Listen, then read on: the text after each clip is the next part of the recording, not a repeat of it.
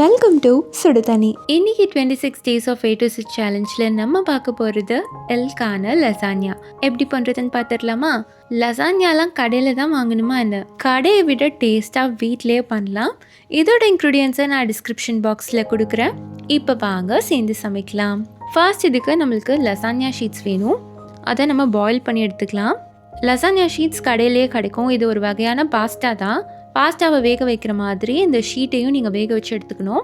ஒரு 7 to 8 minutes இதை boil பண்ணி எடுத்துக்கோங்க. இது ஃபஸ்ட்டு பாத்திரத்தில் பத்தாமல் இருந்தாலும் ஒரு 2-3 நிமிஷம் விட்டிங்கன்னா அதுவே உள்ளே இழுத்துக்கும். ஸோ அதை பாயில் பண்ணி தனியாக எடுத்து வச்சுக்கோங்க. ஃபர்ஸ்டே இதை பாயில் பண்ணுறனால இது லசானியாவில் ரொம்ப ஹார்டாக இருக்காது, அப்படியே சாஃப்டாக இருக்கும். அந்த மாதிரி இருந்தால் தான் நீங்கள் சாப்பிடும் போது அது தனியாக தெரியாமல் நல்லா மிங்கிளாகி இருக்கும். அதனால் இந்த மாதிரி பாயில் பண்ணி இதை தனியாக எடுத்து வச்சுருங்க. முடிஞ்ச அளவுக்கு பிளேட்டில் வச்சுக்கோங்க, அப்போ இது சுருளாமல் இருக்கும். இது இருக்கட்டும். அடுத்து ஒரு பேனில் 2 டேபிள் ஸ்பூன் வெண்ணெய் சேர்த்துக்கலாம். இதில் நம்ம வெஜிடபிள்ஸ்லாம் சேர்க்க போகிறோம். நீங்கள் எந்த வெஜிடபிள் வேணாலும் சேர்த்துக்கலாம். நான் இன்றைக்கி 200 கிராம் மஷ்ரூம், ஒரு எல்லோ கேப்சிகம், ஒரு க்ரீன் கேப்சிகம், 1/2 கப் பாயில் பண்ண கார்ன் எடுத்திருக்கேன்.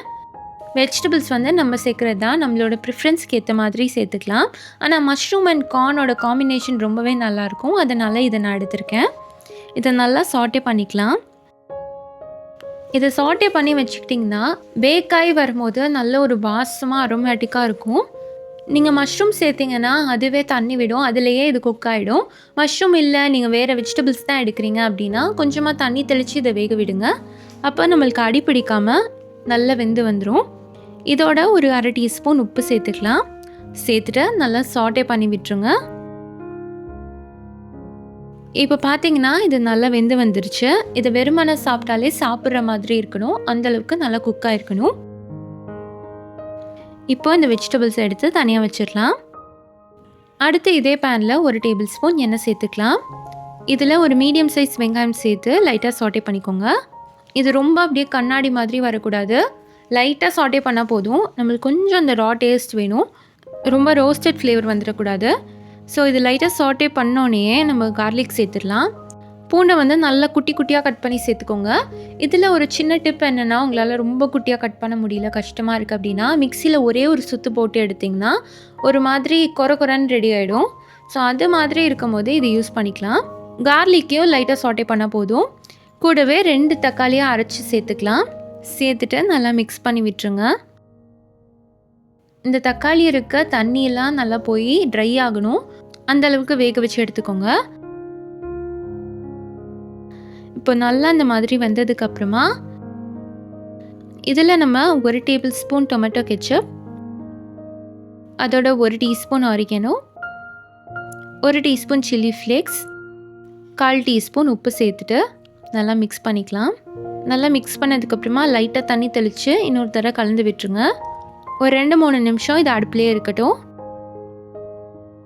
இந்த சேர்த்துருக்க மசாலா கொஞ்சம் மிக்ஸ் ஆனதுக்கப்புறமா இதில் நம்ம ஆல்ரெடி சாட்டே பண்ணி வச்சுருக்க வெஜிடபிள்ஸை சேர்த்துடலாம். இந்த சாஸை தனியாகவும் வச்சுக்கலாம், வெஜிடபிள்ஸை தனியாகவும் நீங்கள் சேர்த்துக்கலாம். நான் ஒரே வேலையாக பண்ணிடலாம் அப்படின்னு சொல்லிட்டு வெஜிடபிள்ஸோடு மிக்ஸ் பண்ணிக்கிறேன். இது தனித்தனியாக சேர்த்தாலும் எந்த தப்பும் கிடையாது. இந்த மாதிரி ஃபுல்லாக மிக்ஸ் பண்ணிவிட்டு இதை தனியாக எடுத்து வச்சுருங்க. இது ரெடியாக இருக்குது. இப்போது அடுத்து இன்னொரு பேனில் 1 டேபிள் ஸ்பூன் வெண்ணெய் சேர்த்துக்கலாம். இது கூட 4-5 பூண்டை ஃபைனாக சாப் பண்ணி சேர்த்துக்கிறேன். சேர்த்துட்டு லைட்டாக சாட்டே பண்ணிக்கலாம். இந்த வெண்ணெய் ஃபுல்லாக மெல்ட் ஆகி கீ மாதிரி ஆகிடக்கூடாது. வெண்ணெயாக இருக்கும் போதே இதில் 1 டேபிள் ஸ்பூன் மைதா சேர்த்து நல்லா மிக்ஸ் பண்ணிக்கோங்க.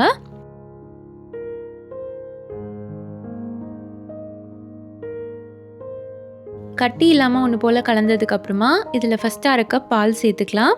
பால் சேர்த்து நல்லா மிக்ஸ் பண்ணி விடுங்க, கட்டி விழுந்துடக்கூடாது, அப்புறம் அது கரைக்கிறது ரொம்ப கஷ்டமாக இருக்கும். ஸோ ஃபஸ்ட்டு 1/2 கப் பாலை சேர்த்து நல்லா இந்த மாதிரி திக்கானதுக்கப்புறமா மறுபடியும் இன்னொரு கப் பால் சேர்த்து நல்லா மிக்ஸ் பண்ணிக்கலாம். இதில் எந்த அளவுக்கு உங்களுக்கு சாஸ் வேணுமோ அந்தளவுக்கு பால் கொஞ்சம் கொஞ்சமாக சேர்த்து நீங்கள் மிக்ஸ் பண்ணணும். சாஸ் போதும், இந்த அளவு போதும் அப்படின்னா நீங்கள் ஸ்டாப் பண்ணிக்கலாம். நிறைய சேர்த்திங்கன்னா திக்காகிறதுக்கு ரொம்ப லேட் ஆகும். ஸோ கொஞ்சம் கொஞ்சமாக சேர்த்து மிக்ஸ் பண்ணிங்கன்னா சீக்கிரமாகவே ரெடி ஆகிடும். இந்த மாதிரி நல்லா சாஸியாக வந்ததுக்கப்புறமா இதில் 1/2 டீஸ்பூன் உப்பு, அதோட சீசனிங்காக சில்லி ஃப்ளேக்ஸ் அண்ட் ஆரிகனோ சேர்த்துக்கலாம். நல்லா மிக்ஸ் பண்ணி விட்டுருங்க. நீங்கள் இதோட ஒயிட் பெப்பர் இருந்தால் அது கூட சேர்த்துக்கலாம், ஆப்ஷனல் தான். இப்போ இந்த சாஸ் ரெடியாக இருக்குது. அடுத்து நம்ம அரேஞ்ச் பண்ணிடலாம். இந்த மாதிரி பேக்கிங் பேனில் ஃபஸ்ட்டு லசானியா ஷீட்ஸ் வச்சுக்கலாம். அதுக்கு மேலே நம்ம செஞ்சு வச்சுருக்க அந்த வெஜிடபிள் சாஸ் அதோடைய ஒயிட் சாஸும் சேர்த்து நல்லா மிக்ஸ் பண்ணிக்கோங்க. நீங்கள் வெஜிடபிள் அண்ட் ஒயிட் சாஸையும் ஒன்றா சேர்த்து கூட நீங்கள் ஸ்ப்ரெட் பண்ணிக்கலாம். ஃபைனல் ப்ராடக்டாக நம்ம எல்லாம் மிக்ஸ் பண்ணி தான் சாப்பிட போகிறோம்.